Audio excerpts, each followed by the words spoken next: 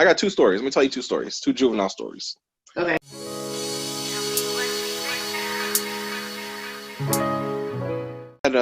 I had just started. I want to say I was in my second month on the job, and I had just went through defensive tactics training. So I had an OC and baton. That's all I had, and then the classes. Um, I had a juvenile who had just got out of a juvenile facility.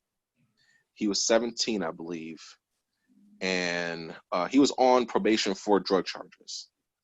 So he ended up getting arrested on possession of crack cocaine charges. All right, he was selling crack cocaine, and he was selling crack cocaine. Then he, for some reason, the police didn't bring him to detention. They just arrested him, released him to his parents, and filed charges on him. Okay, so by the time we get the charges, now that's a violation because he's on probation. He just got out of a juvenile placement, and he just picked up some new felony drug sale charges. So I end up getting a warrant for him. By the time this happens, he stops reporting. His family, let me see. His dad was on state parole, actively on state parole for drug charges. His older brother was on adult probation, I want to say, for drug charges and I think an assault charge. And I think his mother and his younger brother were the only two people in the house that didn't have any kind of involvement in the legal system. So the mom and the dad are telling me that he's not staying at the house anymore. They don't know where he is. So he's on the run. I didn't really believe them, especially because, because of dad's history, I really didn't believe him. So in my county, we worked very well with the adult probation office and also the state parole, which are separate entities in Pennsylvania, because there's state parole, which handles all the people coming out of prison, and then each county has an adult probation office and a juvenile probation office. So, but we kind of all worked well together. So I was talking to the state parole agent one day, and I was, telling her that I have this warrant for this kid. He's into drug sales, and she's like, "Oh, I have his dad on state parole." And I was like, "Oh," well, I was like, "I'm pretty sure he's in the house. I think the dad and the mom are covering for him. I really think he's in the house. I don't think he's fled and gone somewhere else." So she's like, "All right, well, I'm gonna call you in a couple days." So she calls me a few days later, and she's like, "Hey, meet us at the local police department at, I think it was 5 a.m., like 2 days later." So I go to my supervisor and I explain, "Hey, listen, this is what she told me. This is what she's telling me. I think they want to do something at the house to try to find the kid, because they're thinking the father is harboring him, which he's a fugitive because he has warrants. The father's harboring him, and also with the dad's history of drug sales, they're thinking that the dad, since he's on state parole, is having the son sell the drugs for him so that he doesn't get in trouble. And because parole, he can go back and do time, where juvenile, it's a slight, it's not as severe." Mm-hmm. So that's their thought process. So my supervisor's like, "Go ahead." So at this time, I have me a hand-me-down bulletproof vest. So because I hadn't got mine, because you have to get fitted for one. I had just got fitted, but mine didn't come in yet. So I had me a hand-me-down vest. Like I said, I had my OC spray, and I had my baton. So I get there at 5 a.m. and there's 5 state parole agents. They all have like those heavy tacked out vests. They have firearms. They have tasers. They're checking all their equipment. And there I am with a hand-me-down vest, my OC, and my baton, right? And then the local police, they're coming too. So we end up driving, I think, about 6 or 7 cars deep to their house. So it's the five state parole agents, me from juvenile, and then I think 2 or 3 of the local police officers. Surround the house. They start knocking on. So they have the house around. They start knocking on the door. Boom, boom, boom, boom. State parole, demand entry. Open the door. Open the door. And we're not getting any answer. So they start knocking again. Boom, boom. Stay pro. Open the door, open the door, or it's about to become a window. I was like, y'all could do that? Okay. So they see movement in the upstairs window. They're like, you come down, open the door. The older brother who's on adult probation answers the door. And I'm like, hey, he's on adult probation. They handcuff him, throw him in the living room, and they all go into the house, start clearing the house. So they clear the first floor, and they're standing at the bottom of the steps with their firearms drawn, pointing up the top of the stairs, say, we hear movement upstairs, come on down, come on down. The younger brother comes down, and he had a friend over. They handcuffed them, threw them in the living room. The older brother's girlfriend comes down. They handcuff her, throw her in the living room. And then my kid comes down the stairs. And he has a whole attitude until he comes down the stairs and he sees them pointing guns at him. Then he shuts up. I'm like, that's my kid. They handcuff him, throw him in a police car, and the police take him away.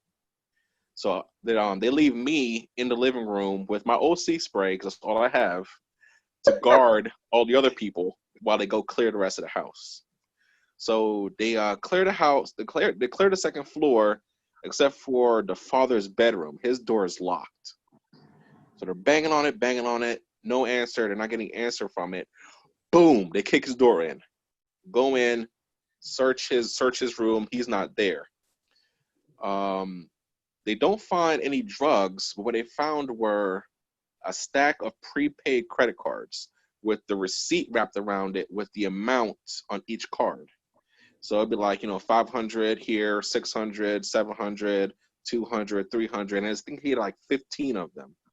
So what they explained to me was that with civil forfeiture laws, if they find large sums of cash or they find drugs on you, they can seize the cash for civil forfeiture. But they can't do that if the money's on prepaid Visa cards. So a lot of drug dealers would put the money on those cards from their drug sales so the police can't take them. So I thought that was pretty interesting. They're kind of So smart. by this time, yeah. So by this time, the whole neighborhood's awake. People are outside watching, taping with their phones or whatever. And this lady comes down the street and she's like, hey, I forget what the guy's name is. Hey, he's on the phone. So the agent that I was talking to that arranged everything, that she's his supervising officer, she takes the phone. She's like, hey, where are you? And he's like, I'm in Georgia. And she's like, who gave you permission to go to Georgia? He's like, you did 2 months ago.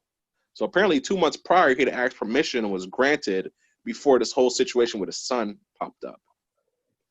So she's like, well, you need to come back. You need to come see me in my office on Monday. So I think the way the story ended was my kid ended up going back to another juvenile facility to serve some more time and get some more treatment.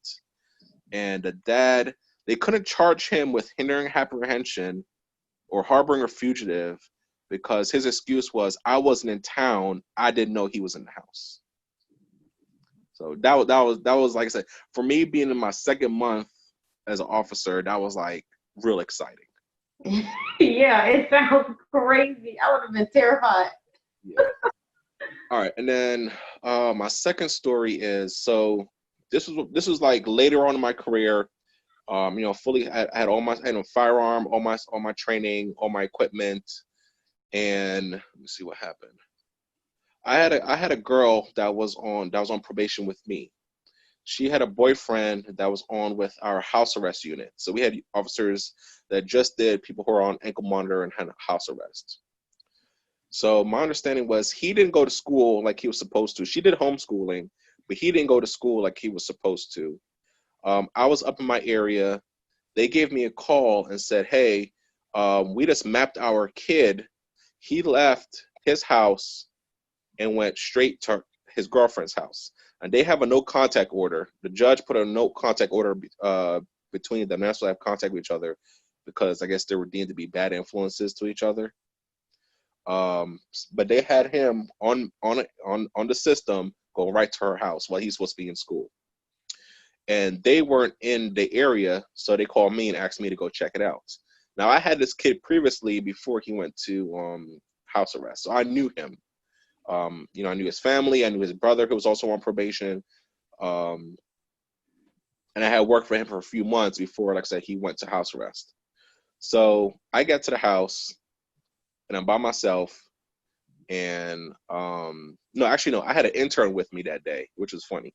I had an intern with me that day. So I had him stay in the car in front of the house, and I went to the front door, and I'm knocking and knocking and knocking, and nobody's come to the door. So eventually, I think after like 5 minutes, the girl comes, and I'm like, "Where is he?" She's like, "Where's who?" I was like, "Don't play with me. I know your boyfriend's here. We know he's on ankle monitor. We mapped him. He's here." So he comes down the stairs, right? And so automatic has a violation because they have a no contact order, and they're not supposed to be in contact with each other. Plus he's violating his house arrest. Plus he didn't go to school. So he's racked up, you know, enough probable cause to arrest him for probation violations. So I'm like, hey, I grab his wrist. I'm like, hey, I need you to put your hands behind your back. I'm detaining you for probation violations. And he's like, wait, what? I ain't do nothing. He's kind of like squirming, trying to like pull away from me. And I'm like, this kid is tall. I'm like 6 foot. He's probably like 6'5", athletic build. And I'm like, hey, you need to stop. He pulls away from me and runs back upstairs into her bedroom and slams the door shut, right? So I get on the radio and, you know, I'm calling out, hey, for the local police, hey, I need assistance at this residence. And then I hear the intern is outside. He's yelling from the car. He just jumped out the window. So I go up. By the time I get back outside, he jumped out the second floor story and then ran through the backyard and then hopped the fence. And he's taken off. So I'm on the radio and I'm relaying everything. Hey, you know, he just took off. He's running, giving a description. And so then I get on the phone and I call the house arrest guys. I'm like, hey, your boy just took off running. Can you track him with the ankle monitor? Because the ankle monitor will tell you exactly where he is. So they're like, oh, you know what? Don't worry about it. He has court next week, and we'll just deal with it then. And I'm like, you can't do that. Like, you can't set a precedence to a juvenile that it's okay for you to run from a probation officer. You know what I mean? Like, you can't do that. So I call my supervisor, and I'm explaining to her what happened, and she agrees with me. And she's like, you know what? I'm going to call you back. I'm going to call the house arrest supervisor. Right? So while she's doing that, the local police come. They flood the area. They end up finding him. They bring him to me in the police car. And I'm still waiting. I haven't gotten a call back from my supervisor yet. They're like, well, we can't keep holding him. And so then the house arrest officers call me back and they're like, hey, go ahead and release him. He's still on monitor. We'll tell him to go home and we'll deal with it later. So I tell him, like, you need to go straight home. We'll deal with you later. And so he ends up leaving. After he leaves, my supervisor calls me back. And she said she just finished talking to the house arrest supervisor and said, no, that's wrong. He needs to be arrested now. So by this time, he had already left. So she's like, you know what? I'm on my way. I'm gonna bring the sheriffs with me and a couple more officers down, and we're gonna go get him from his house. So I go back to, we have a small sub office in the area that I worked in. So I'm waiting there. She comes with two sheriff deputies, and two other juvenile probation officers. So we get into a convoy and we go to his house. I'm in the lead car along with another juvenile officer. I think the sheriffs are behind us, and I think it was a third car. As soon as we pull up, he's outside the house. As soon as we pull up and I get out the car, I'm like, hey, come here. He starts backing away. And he starts doing those glances. So he's looking behind his back. So I'm telling he's getting ready to run. And I'm like, hey, you need to come here. You're under arrest for violation of probation. So he starts to run, but he trips out of his shoes because, you know, kids don't tie their shoes. It's, you know, saggy pants, and they don't tie their shoes. It's a style, I guess. So he runs out of his shoes and he starts tripping. I pull my OC spray out because according to use of force, this is appropriate. He is trying to flee apprehension. So I go with the OC spray and try to spray him. He's probably maybe 6 feet from me, where his house is on a hill, so it's kind of going up. The wind blows it. I could see the stream coming out of the OC, and I could see the wind blowing it to the left. So it makes no contact with him at all. He takes off running, no shoes, right? Takes off running. I'm chasing after him. This dude is 6'5" and athletic. There's no way I'm catching him. I mean, he's gone full speed. So I'm getting on the radio, calling out. The local police get involved. They pick me up, and we're driving around. The house arrest officers are on the phone. They're tracking him via his monitor. We eventually kind of corner him because the police kind of cornered him where he had nowhere to go. Boom, boom, arrest him. He's talking all kinds of smack. Come to find out, the deputies that were with us, when he took off running, the mom came out the house, and she was real belligerent, right? And she was cussing and screaming, carrying on. And apparently one of the deputies knew her and knew that she had a warrant. So instead of assisting us with arresting the son, they arrest her. Yes. What the hell? Exactly. So we end up, having to go to court. Even though it wasn't my case and I was just helping the house arrest officers, I ended up having to come to testify. Everything that happened that day. His public defender was questioning me. Why were you trying to pepper spray my client? And I explained, per our policy, he was fleeing arrest, and per our policy, we have the right to use non-lethal force on him, including OC pepper spray. Well, I don't think you need to try to pepper spray my client. I said, well, that's your opinion, but per our policy, I was in the right. The girl ended up getting arrested too because she violated a no contact order. Trying to think of what happened. I think the judge ended up releasing the boy back on the house arrest, and her reasoning was because his school grades were good. So I you see guess what I'm that saying counts about for it? something. So you see what it said about it could be frustrating when you put all this. I put all this effort into arresting him, chasing him through the streets, for the judge to release him. I think he did like a week in the detention center before she released him back onto house arrest because even though he didn't go to school that day, his grades were good. Yeah, I would have been mad as hell. I would have been so mad. Like, oh my gosh. Yeah. It's like all this work for what? Exactly. Yeah, it's crazy. I got one more time. I got one more story if you got time. Yeah, go ahead. So I had another offender. He was 18, but he had a juvenile charge when he was 17. And he had a warrant, but we could never find him for him to actually go through the juvenile court process. So he got a charge. They released him. He didn't come to court. We got a warrant for him. During that time, he turned 18 and caught an adult charge. So we didn't end up actually find him until he ended up at the county jail. So he ends up, I think, getting out on adult probation, comes to court for his juvenile charge, ends up getting on juvenile probation. So he was on both juvenile and adult.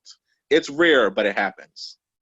Because what happens is the juvenile judges, because they have more things they can do and more programs and services that they can offer than the adult system. Mm-hmm. They try to keep people, I'm not saying necessarily out of the adult system, but they try to make an arrangement where, well, we'll take the lead on it because we can offer more services than you guys can. So he was on both, and he was a drug dealer, and he wanted to be a thug, and we all knew this. So he ended up getting kicked out of his mom's house, and he moved in with a girl and her mom. He told me they were cousins. Now the girl was also on juvenile probation with me.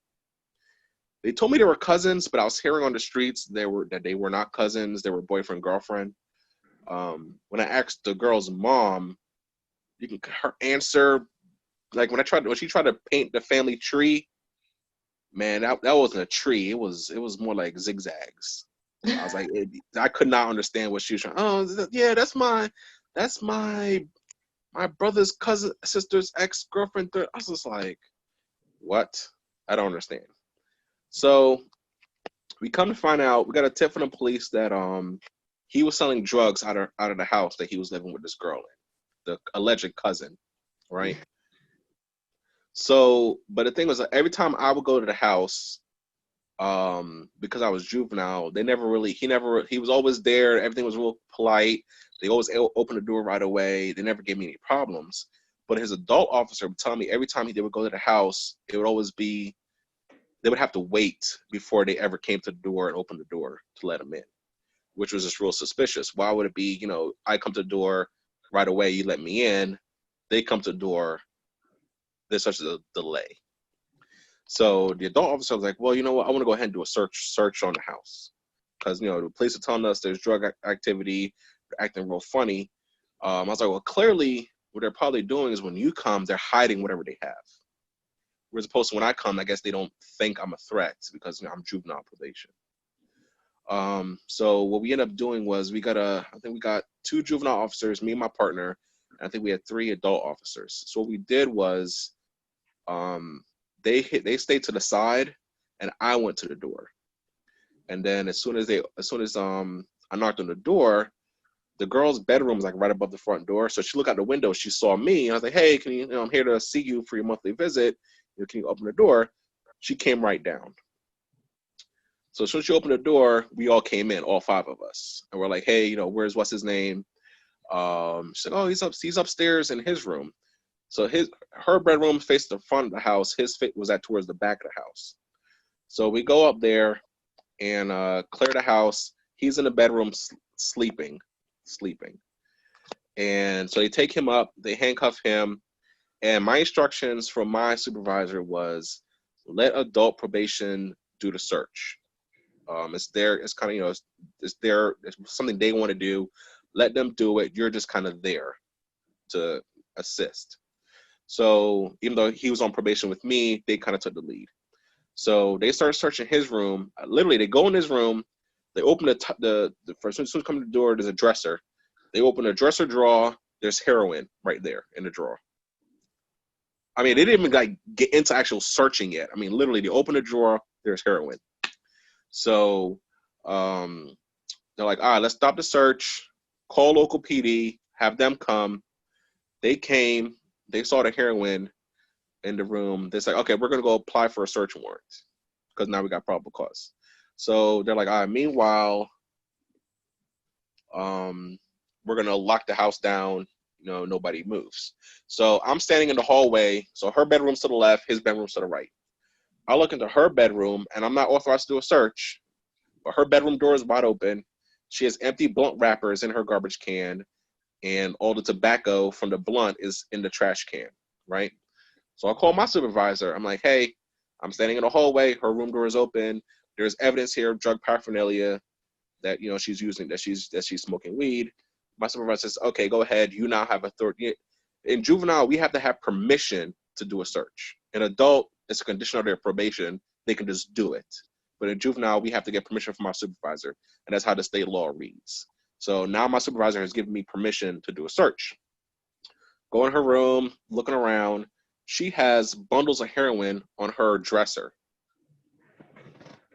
Right. So when the cops come back, I'm like, hey, listen, she has heroin in her room too. So we go downstairs, we handcuff her. She wasn't handcuffed, but he was. So we handcuff her. The police come back with a search warrant. I end up taking her into custody and transporting her to the detention center. So while I was gone, they found 2 handguns in his bedroom and a sawed-off shotgun. In her room, they found the heroin that I found. They found a knot of cash. I think maybe $3,000 in cash, like small bills that use for drug dealers. They deal small bills. Small bills, like $3,000 in cash, and then they found handgun ammunition in her purse that matched the handgun that they found in his room. So they were both dealing drugs. Yes. Yes. And they were So 17? Huh? They were 17 years old? He was 17. I want to say she was 15. Dang. I wouldn't even. How are you that young and you just out here selling drugs like that? That is crazy. Because see the way it was explained to me was the older people would have the juveniles sell the drugs for them, because they know that with the juvenile system, because they all went through it before they became adults and got into the adult system. They know that in juvenile, if you get caught, okay, you go on juvenile probation. It's not that big of a deal.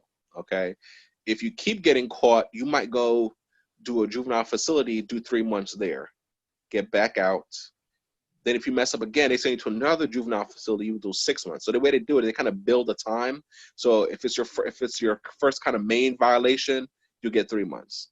If you get out and you keep messing up, they'll do 6 months. You get out, keep messing up, now it's 9 months. Get out, mess up, now it's 12 months. So they kind of knew how to play the system. Whereas opposed to if you're an adult and they catch you with drugs or a gun, you're gonna do time. So that's what it's explained to me. And a lot of juveniles didn't really realize that they're being used. They just thought that, my big brother's putting me on, my big cousin's putting me on, so I can make some money, go buy clothes, buy shoes, so they can go to school and try, front their friends. Not really realizing that they're being used by the older people who don't want to go to jail or prison. But even me thinking about myself at that age, even if I wanted some money, I'm not going to do that. Like, why would they even think, okay, this is okay for me to do? Are they getting persuaded or something by these older people? It's a lifestyle. It goes along with it's the money, the music, the music videos, what they see their older cousins doing. It's that lifestyle, that gangster lifestyle. They want to be a part of it. That's so dumb. That's their introduction to it. They usually start small, which is they're hanging out with their older cousin as an adult. They might start smoking weed with them. Next is, I can't keep giving you all weed for free, so here's some couple dime bags. Go sell these to your friends. Then it builds up to here's some more. Now I want you to sell some cocaine. I want you to sell heroin. So that's kind of how they progress it. It's kind of like it's a system, unfortunately.